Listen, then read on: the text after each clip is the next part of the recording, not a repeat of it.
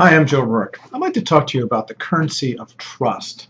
Seth Godin, the marketing guru, tells us that there are three types of currencies that we should be focused on. The first currency is money. Money is important. It's how we meet our payrolls. It's often how we judge success. But if we just focus on money, with our customers focused only on price, your service will become a commodity. And then it's a race to the bottom, and you don't want to win that race. In our interconnected and highly social economy, the currency of trust is more important than ever. Clients talk, they provide ratings, they know their business options. They can easily research businesses on the web. So your client's perception of your service is as important as the service that you provide. When you have a customer's trust, they're willing to pay you for the service based on the value that they perceive. They don't try to negotiate. They won't go down the street to try to find a better deal. And they recommend you to others. They recommend you to their friends. And those new customers that come to you come with a higher level of trust in your service. They want to work with you. Now, how do you build trust? Well, let me give you an example of a local service that I use. Most of us have cars that need maintenance or repairs. A friend of mine recommended a mechanic, John. And why do I trust him? Beyond the fact that he got a good recommendation. It's not the specific repair work that he provides, but it's the service that goes along with it. With other mechanics, each time that I would bring my car in to get a repair, it was as if it was the first time that they ever met me. I'd have to explain what they did last. I'd have to go through what they had recommended previously. With John, he's up to date on my history of my car service, my previous recommendations based on the age of the car and the previous checkup. He even knows that I like to have extra preventative care for my wife's car. Now, also when I pick up my car at other car shops, it was more about getting my credit card than it was about going over the service details. And with John, I get a very detailed service report. And he goes over the repairs which he did, but he also goes through and makes sure that I know that he went through other areas of the car to look to see whether he can catch any kind of problems early on.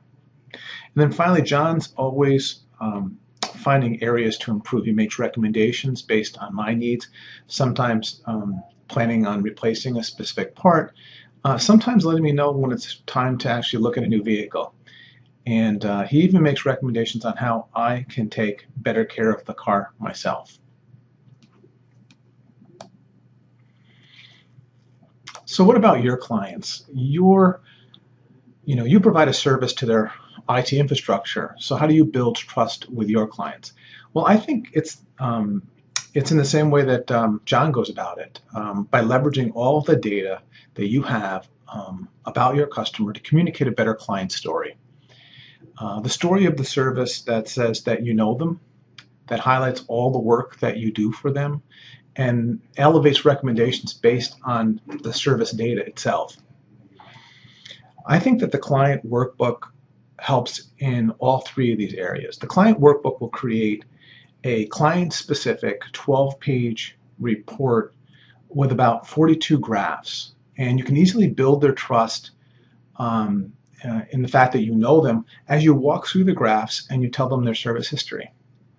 You highlight the work that you're doing for them in the areas of monitoring and patch management that might not be even aware of, and you review their service performance down to an individual tech or down to an individual client result. You look at SLAs, you look at surveys, and you make recommendations based on what you see in the data. Who submits tickets, how they submit them, maybe they're not submitting in the way to get a best response.